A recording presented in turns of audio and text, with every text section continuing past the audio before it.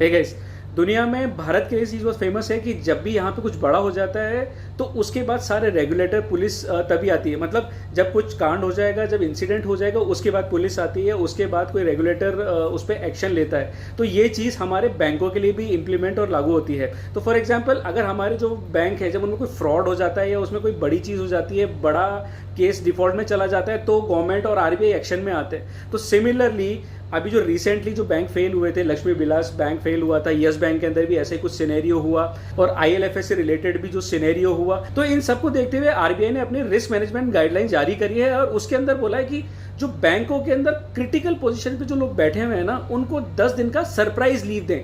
तो ऐसा नहीं है कि इस तरह का रेगुलेशन पहले नहीं था, ये पहले भी एक रेगुलेशन था।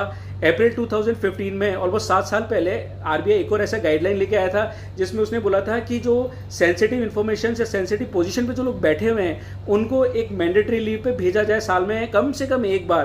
तो जो सेंसिटिव पोजीशंस हैं, ये जो सेंसिटिव जो लोग हैं वो कौन है, तो वो मैं आपको इमीडिएटली बता देता हूँ। तो फॉर एग्जाम्पल, आपका जो सीआरओ है, चीफ रिस्क ऑफिसर है, ये एक क्रिटिकल पोजीशन हो गई।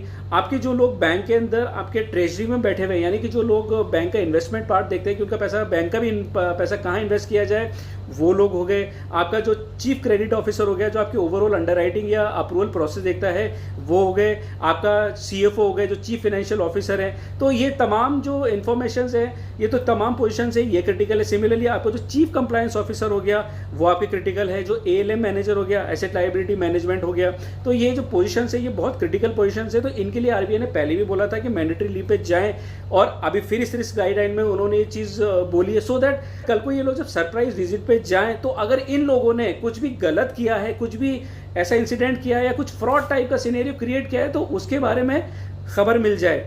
क्योंकि पहले भी ऐसा देखा गया है, जैसे पीएनबी का जो फ्रॉड हुआ था, जो नीरव मोदी फ्रॉड करके गया है या मेहुल चौकसी फ्रॉड करके गया है, तो वहां पे भी ऐसा देखा गया है कि वो जो फ्रॉड हुआ है वो मतलब अप्रैल 2015 के बाद में हुआ था, जब लास्ट गाइडलाइन आई थी। लेकिन उसके बाद भी फ्रॉड हुआ। लेकिन इसका मतलब ये है कि लोगों ने मैंडेटरी लीव पे जाने के बावजूद भी ये सारे फ्रॉड सिनेरियो को मैनेज किया है। तो ये ऑलमोस्ट प्री डिसाइडेड कर लेते थे कि उनको जब भी से लीव पे जाना था, से 1 महीने बाद, 2 महीने बाद, जब भी उनको मैंडेटरी लीव जानी थी, क्योंकि वो पहले से अप्रूव करा के रखते थे, तो वो अपना सिनेरियो इस तरह से मैनेज करके बैठे थे कि ये जो फ्रॉड है, मतलब ये फिर भी फ्रॉड रुके नहीं। मतलब तो वो देख सकते हैं कि आप इसी तरह से मैनेज हुआ और पीएनबी का फ्रॉड हुआ।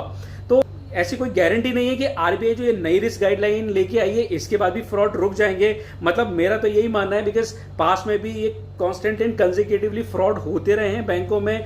क्योंकि और जो फ्रॉडस्टर हैं वो नए नए तरीके ईजाद करते हैं, नए नए तरीके सोचते हैं कि बैंकों में फ्रॉड कैसे किया जाए या अपने आप को स्कैम करके कैसे बचाए रखें सालों तक, और इस तरह से फ्रॉडस्टर और स्कैमस्टर्स की दुकानदारी चलती रहे।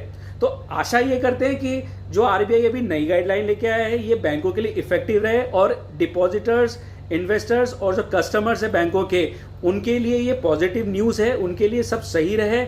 बट आने वाले टाइम में आरबीआई को और भी सतर्क रहना है और भी ऐसे नए सिनेरियोज लेके आने। बैंकों को खुद को इस चीज़ के लिए अलर्ट रहना चाहिए कि इस तरह के फ्रॉड रोकने के लिए वो और इंटरनल पॉलिसी, इंटरनल मेजर्स लाएं, अवेयरनेस प्रोग्राम चलाएं अपने एम्प्लॉयज़ वगैरह के लिए। तो दोस्तों, आज के लिए इतना ही। मिलते हैं ऐसी किसी इंफॉर्मेटिव और एक्साइटिंग खबर के साथ। तब तक के लिए हैप्पी रहिए, हेल्दी रहिए।